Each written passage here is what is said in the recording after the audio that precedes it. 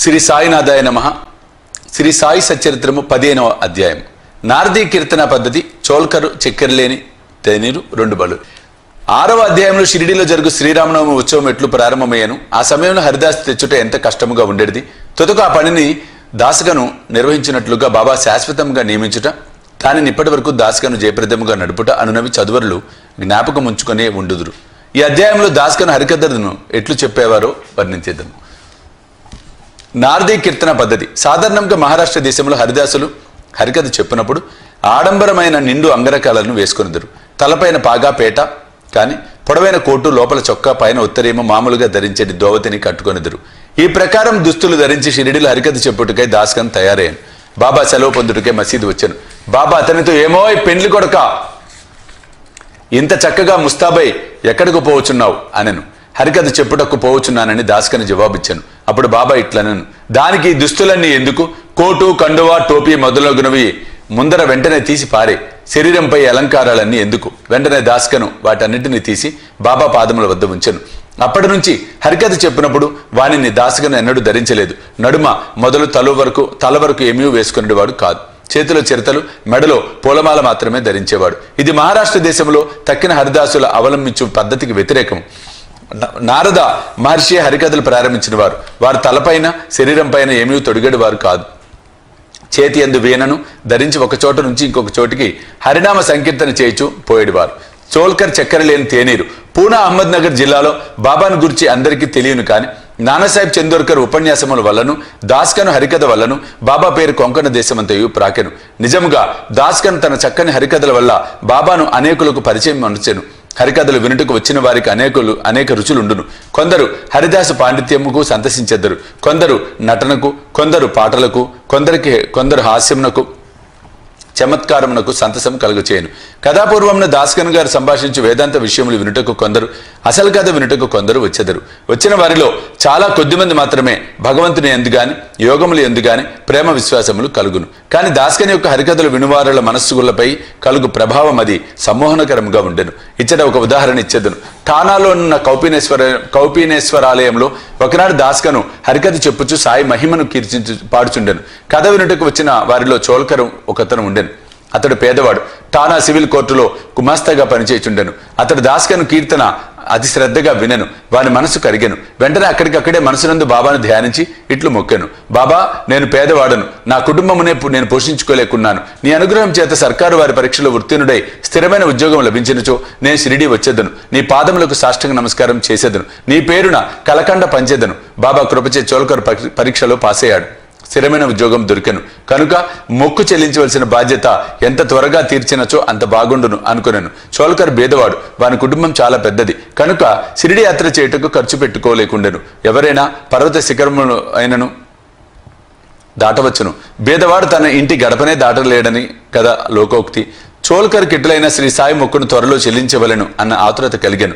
కావున తన సంసారమునకు అగు ఖర్చులను తగ్గించి కొంత పైకము మిగల్చవలను అని నిశ్చయించెను. తేనీటిలో వేయు చక్కెరను మాని ఆ మిగిలిన ద్రవ్యమును దాచుట ప్రారంభించెను. ఈ విధంగా కొంత ద్రవ్యమును మిగిల్చిన పిమ్మట షిరిడీకి వచ్చి బాబా పాదములపై పడెను. ఒక టెంకాయ బాబాకు సమర్పించెను. తాను మొక్కుకున్న ప్రకారం కలకండ పంచిపెట్టెను. తన మనసులోని కోరికలన్నీ ఆనాడు నెరవేరనని, తనకు ఎంతయో తృప్తిగా ఉన్నదని బాబాతో చెప్పాను. చోల్కర్ బాబుసాహెబ్ జోగ్ గృహం నందు దిగాను. అప్పుడు వీరిరువురు మసీదులో ఉండిరి. ఇంటికి పోవుటకై వారు లేచి నిలువగా బాబా జోగును పిలిచి ఇట్లనెను, నీ అతిథికి టీ కప్పులలో విరివిగా చక్కెర వేయి. ఈ పలుకులలోని భావమును గ్రహించిన వాడే చోల్కరు మనసు కరిగెను. అతడు ఆశ్చర్యమగ్నుడయ్యను. వాని కండ్లు బాష్పములచే నిండెను. తిరిగి బాబా పాదములపై పడెను. జోగు కూడా ఈ మాటలు విని టీ కప్పులలో చక్కెర ఎక్కువగా కలుపుట అన్న దాని భావం ఏమై ఉండునా అని యోచించెను. బాబా తన పలుకులచే చోల్కర్ మనసునందు భక్తి నమ్మకములను కలుగజేయవలనని ఉద్దేశించెను. వాని మొక్కు ప్రకారము తనకు రావలసిన కండ చక్కెర ముట్టినదనియు, తేయాకు నీళ్లలో చక్కెర ఉపయోగించకపోవటాను రహస్యమనో నిశ్చయమును చక్కగా కనుగొనెను అని చెప్పాను.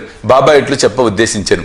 నా ముందర భక్తితో మీరు చేతులు చాపినచో వెంటనే రాత్రింబవళ్ళు మీ చెంత ఉండెదను. నా దేహం ఇచ్చట ఉన్నప్పటికీ సప్త సముద్రముల కావల ఉన్నా మీరు ఏమి చేయుచున్నానో నాకు బాగుగా తెలియను. ప్రపంచమున మీకు ఇచ్చవచ్చిన చోటుకు పోవుడు. నేను మీ చెంతనే ఉండెదను. నా నివాస స్థలము మీ హృదయం నందే కలదు.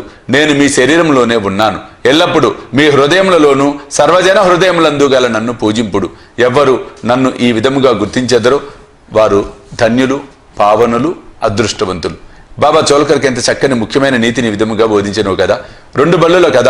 ఈ అధ్యాయమును 2 బల్లుల కథతో ముగించెదము. ఒకనాడు బాబా మసీదులో కూర్చొని ఉండెను. ఒక భక్తుడు బాబా ముందర కూర్చొని ఉండెను.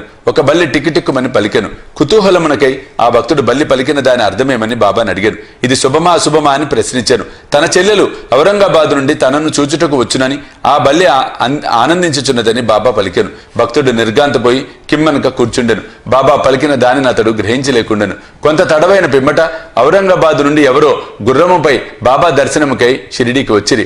అతడు ఇంకను కొంత దూరము పోవలసి ఉండెను. కాని వాని గుర్రము ఆకలిచే ముందుకు పోలేకుండెను. గుర్రమునకు ఉలవలు కావలసి ఉండెను. తన భుజంపై ఉన్న సంచిని తీసి ఉలవలు తీసుకొని వచ్చుటకై పోవునప్పుడు దానిలో ఉన్న ధూళిని విదిలించెను. అందులోండి ఒక బల్లి కిందపడి అందరూ చూచుచుండగా గోడనెక్కెను. ప్రశ్నించిన భక్తునికి అదంతయు జాగ్రత్తగా గమనించమని బాబా చెప్పాను. వెంటనే ఆ బల్లి తన సోదరి వద్దకు సంతోషముగా పోయెను. చాలా కాలము పిమ్మట అక్క చెల్లెళ్ళు కలుసుకొనిరి. ఒకరినొకరు కౌగలించుకొని ముద్దుడిరి. గుండ్రముగా తిరుగుచూ అధిక ప్రేమతో ఆడిరి. షిరిడీ ఎక్కడా, ఔరంగాబాద్ ఎక్కడా? గుర్రపరవుతూ ఔరంగాబాద్ నుండి బల్లిని తీసుకొని షిరిడీ ఎట్లు వచ్చాను. రాబోయే ఇద్దరు అక్క చెల్లెళ్ళు కలియుదురని బాబా ముందుగానే ఎట్లు చెప్పగలిగాను. ఇదంతా బహుచిత్రంగా ఉన్నది. ఇది బాబా సర్వజ్ఞుడని నిరూపించుచున్నది. ఉత్తర లేఖనము. ఎవరైతే ఈ అధ్యాయంను భక్తి శ్రద్ధలతో నిత్య పారాయణం చేసేదరో వారి కష్టములన్నీ శ్రీ సాయినాథుని కృపచే తొలగును. 15వ అధ్యాయం సంపూర్ణం. సద్గురు శ్రీ సాయినాథ అర్పణమస్తు. శుభం భవతు.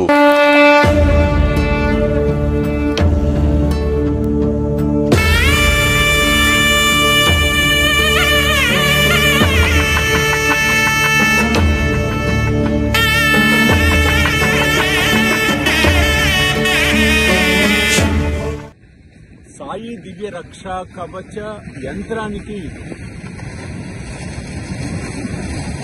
స్వర్ణ కవచం, స్వర్ణ తాపడం మనం చేయించబోతూ ఉన్నాం.